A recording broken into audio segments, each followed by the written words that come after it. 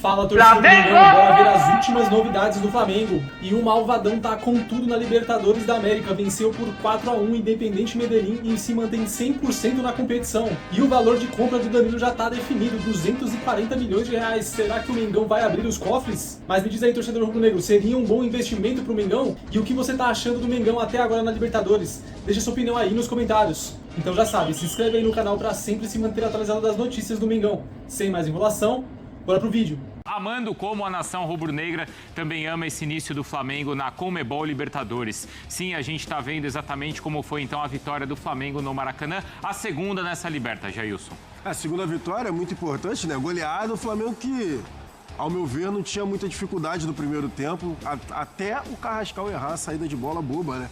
E por isso, eu tava até falando com o Celso aqui no off, o Carrascal saiu vaiado, mesmo com goleada do Flamengo, o Carrascal saiu vaiado do Maracanã, mas o Paquetá novamente funcionando muito bem de segundo volante. Aquela conversa que a gente tinha ontem, sinceramente, estava numa resenha ali na redação, Bruno, para passar a palavra pro Celso também, quando tiver todo mundo 100%, jogo, o time ideal, jogo decisivo, não sei dizer, hein? Não sabe? Não Bom, sei. a gente pode perguntar já para a Glaucia, para o Fábio Luciano e também para o Cícero Melo. Mas teve esse empate aí da equipe colombiana, Celso. Mas claramente, para quem tinha assistido ao primeiro tempo com atenção, viu que isso era um ferimento leve. O Flamengo não precisou nem de 10 minutos, né, para chegar ao gol do 2-1 com o Bruno Henrique muito bem. Acho que, para além, obviamente, do Flamengo ter jogado tudo que jogou em diferentes modelos dentro da mesma ideia do treinador, né? Conseguiu sufocar, conseguiu acelerar, conseguiu ser um time que realmente mandou no jogo em todas as fases dele. O Flamengo ainda assim conseguiu poupar um ou outro jogador que sentia que não havia necessidade. O Pedro acaba entrando no final e faz o gol. Até brinquei com o Jailson na nossa abertura. Para mim, é óbvio que essas coisas mudam muito rápido no futebol brasileiro, mas é o melhor futebol hoje do Brasil. Você olha e fala, o Flamengo tá jogando uma bola redonda, o Flamengo não tem... era um medo que eu tinha de ser um Flamengo essencialmente que esperaria o adversário. Ontem o Flamengo teve posse, o Flamengo jogou em transição, Flamengo 100% na Libertadores. É um bom ponto, então, também pra gente avaliar, né? E tudo isso que o Flamengo vem fazendo e vem jogando, então, nessas últimas rodadas do Brasileiro e também na Libertadores. Sim, claro, também teve ali a Arrascaeta, teve Pedro, teve Léo Pereira, o Flamengo também na jogada aérea. Sabe quem teve? Quem? Samuel Lino. Então. De novo, muito bem no jogo pelo lado esquerdo, Samuel Lino. Foi bem. E o Bruno Henrique de referência, só que de forma diferente do Pedro, né? Não jogando de costas, aproveitando a velocidade que ele tem. E aí, com o gol do Pedro, a goleada encerrada, a gente ouve, então, toda a repercussão da segunda vitória rubro-negra na Libertadores. Entramos muito bem no jogo. Infelizmente, um erro de perca de bola numa zona proibida, acabámos por sofrer o empate, mas depois acabámos por ter uma reação na análise que eu fiz da estatística. Acho que o adversário fez um remate ao gol. Por isso mostra aquilo que foi a nossa supremacia em relação ao jogo, uma boa vitória, conquistamos 6 pontos. Nós fomos na força máxima. A nossa força máxima é vestir a camisola, entrar com 11 jogadores e mostrarem qualidade e disponibilidade para conseguir os objetivos do clube. Muito especial o gol de hoje, se eu não me engano acho que é meu primeiro gol na Libertadores, era algo que eu desejava, então fui feliz ali em marcar e contribuir com a vitória. E, cara, esse elenco é maravilhoso, os caras trabalham muito, é bom ver de perto tudo que eles fazem para alcançar o objetivo e eu espero que esse ano a gente possa alcançar mais uma vez. É isso, o Flamengo então nos últimos 6 jogos como mandante na Libertadores. São 6 vitórias em 100% de aproveitamento, então uma média de quase 2 gols por jogo, apenas 2 gols sofridos. Cadê a Glaucia, hein? É o que todos os dias a Vânia pergunta pra gente e a resposta está na nossa tela. A gente sai então exatamente do estúdio histórico da televisão brasileira e vai para um cenário também histórico, importante, um dos mais belos do país. Glaucia e Fábio Luciano, os dois repercutindo então a segunda vitória do Flamengo na Libertadores. Bom dia aí para vocês. Bom dia, Bruno. Ótimo dia aos comentaristas, a quem nos acompanha aqui nesse Sport Center. Um beijo grande a todos neste belíssimo cenário, acompanhado aqui com o meu amigo Fábio Luciano para falar dessa vitória do Flamengo de ontem. Capita, bom dia, seja bem-vindo, amigo. Bom dia, Gláucia. Bom dia, Bruno, Jailson, Celso. Bom dia a todos. Uma noite mágica de Libertadores, né, para o Flamengo, se falando de Flamengo. Uma vitória, enfim, com maiúscula, né? Uma vitória maiúscula. A gente está num cenário lindo também, então combina muito, né, o que foi a noite do Maracanã ontem com esse cenário. E a gente com certeza vai analisar um pouco mais sobre o jogo. Faço o meu comentário baseado que o talento define jogos também, né, Glau? Acho que isso é importante. O Flamengo coletivamente ontem teve um jogo normal, na minha opinião, logicamente todo mundo cumprindo com as suas obrigações, mas o Flamengo também tem na sua qualidade técnica jogadores acima da média, né? Então a gente percebe isso no gol do Paquetá, a gente percebe isso na atuação do Arrascaeta, né, que teve uma atuação brilhante ontem, na minha opinião, foi o nome do jogo, com certeza, sim, conseguiu armar, conseguiu criar jogadas para os companheiros, conseguiu fazer gols. Então é isso, o Flamengo coletivamente bem, mas um Flamengo muito forte nessa questão individual técnica, porque tem jogadores para definirem jogos. Fábio, até nesse gancho do que você está dizendo, acho legal da gente ver, porque se esperava que o Jardim repetisse a escalação do que foi no fim de semana, os iniciais contra o Fluminense. Não, e ele vem com um time mudado, com 5 mudanças nesses iniciais, e aí assim, o Flamengo consegue manter um padrão, um estilo de jogo, e a gente consegue ver até potencializar algumas individualidades dentro desse coletivo. Um Flamengo que domina o jogo, a gente conversava aqui enquanto ouvimos os companheiros falar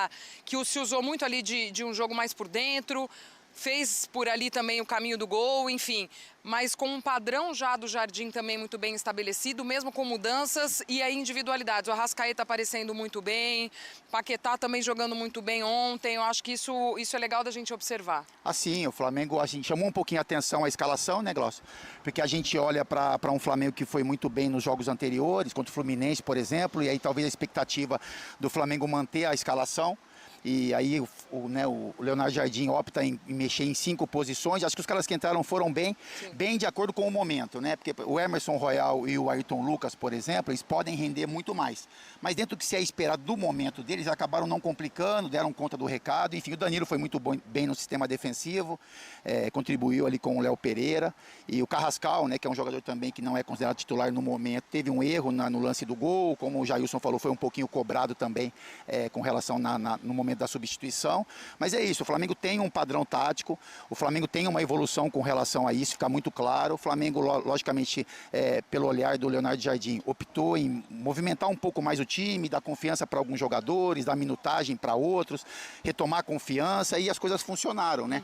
Logicamente, quando a gente olha para a escalação, se tratando de jogo de Libertadores, o Flamengo já fez movimentos parecidos, acabou se complicando um pouquinho, mas isso não aconteceu ontem. Mas eu volto a repetir, o Flamengo teve um jogo convincente na questão coletiva, os jogadores que entraram não complicaram, mas os jogadores titulares do Flamengo foram realmente o que definiram o jogo, né? Questão do Paquetá, do Arrascaeta, a entrada do Pedro também, que acabou fazendo o gol. O Luiz Araújo também entrou muito bem nessa função de armador ali, né? Contribuindo também na saída do Arrascaeta, mas é isso, assim, é lógico que você movimenta as peças, você dá confiança para todo mundo, a arquibancada entende, né, e responde com relação às movimentações do torcedor, e uma vitória bem bacana do Flamengo, né? São 6 pontos agora na Libertadores, líder do grupo, e a expectativa muito, muito boa e grande para a competição. Para começar bem essa fase de grupos de Libertadores, né, Bruno? Muitas vezes também o torcedor ia buscar a lembrança da temporada do ano passado, né, que começou ali oscilando muito nessa fase de grupos, mas o Flamengo com as suas 2 vitórias, líder deste grupo A da Libertadores, ontem se permitiu, inclusive, essas mudanças, um adversário de um nível até mais baixo também, e aí deu para mexer e deu para ver esse Flamengo jogando também modificado. Já já a gente volta aqui do Rio, Bruno, com mais deste Flamengo, líder do seu grupo na Libertadores. Fim de semana tem Brasileirão. Cícero Melo estará aqui conosco também. Terá o prazer também de estar ao lado do capita, Fábio Luciano. Estar com você. Esse homem ontem lá no Maracanã é ídolo também, né, Bruno? Vamos passando com o capita. Capita sempre muito festejado pelo torcedor do Flamengo por aqui, amigos. E tem do Guilherme, vamos falar sobre o Danilo, porque a informação da Arena Alvinegra é que o Botafogo já tem previamente definido o valor que vai querer vender o meia Danilo.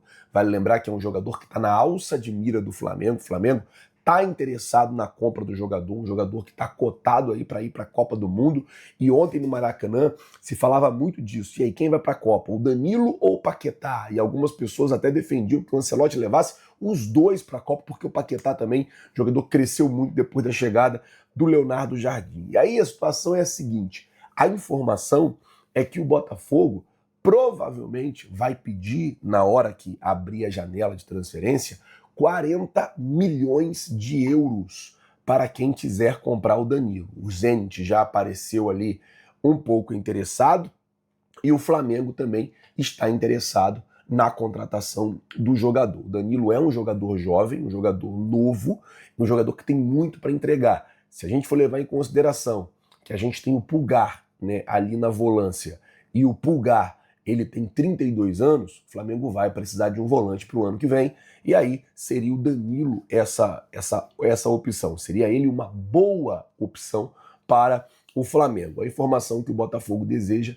pelo menos esse valor, 40 milhões de euros é 240 milhões de reais, e o Flamengo se mantém interessado e se mantém de olho, principalmente na situação do Botafogo, que hoje é uma situação muito difícil, muito complicada. A situação do Botafogo não é das melhores, lá uma crise grande, uma briga entre o Associativo e a SAF, isso pode facilitar a vinda do Danilo para o Mengão. Mas eu queria fazer uma pergunta. Então é isso aí, torcida rubro-negra. Se você chegou até aqui, não se esqueça de dar aquela curtida no vídeo.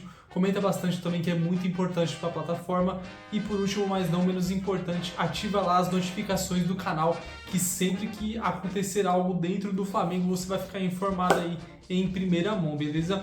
Rubro-negras e rubro-negros, acho que tá todo mundo aí feliz e contente com a atuação que o Flamengo apresentou nesta noite de Libertadores, aí vencendo o Independiente de Medellín por 4-1 e seguindo 100% na competição. E o mais importante, além da vitória, é fazer esse saldo de gols aí, que o Flamengo aplicou uma goleada aí, né, dentro do Maracanã, diante do seu torcedor, que aí, para jogar com um time daquele diante de mais de 50 mil rubro-negros, é muito mais fácil, né? Tudo bem que o adversário não era tão fraco quanto o Cusco, que foi enfrentado, né, na primeira rodada, mas o Flamengo ali, depois do gol de empate deles, começou a retomar o controle do jogo, e a partir do 2-1 do Bruno Henrique, a partida começou a se desenrolar melhor para o Mengão, e aí começaram a acontecer os gols naturalmente. Um adendo aí, né, para Lucas Paquetá, que para mim foi um dos melhores em campo, fez uma partidaça, fez gol, se movimentou, deu passe, tá começando a ter uma sequência muito boa de jogos aí, tá começando a ficar bem irregular. No começo foi bastante contestado se ele veio aí para atrapalhar o Flamengo ou se foi para ajudar, e agora ultimamente ele tá ficando um jogador mais regular e jogando melhor as partidas aí conforme vai se passando o tempo. Já um cara aí que foi muito abaixo na partida foi o Carrascal, né? Errou gol debaixo da trave, a bola que ele perdeu gerou o gol de empate do Independiente, e muito estranho, não sei se ele tá fazendo isso daí porque largou de mão porque vai pegar a suspensão, mas se for para pontuar um cara que foi muito mal na partida de hoje, que eu estranhei, porque geralmente joga muito bem, é o Carrascal. Mas eu quero saber a sua opinião, torcedor. Deixa aí nos comentários o que você achou, quem foi o melhor, quem foi o pior, beleza? Esse foi mais um vídeo. Vejo vocês na próxima, beleza? Valeu!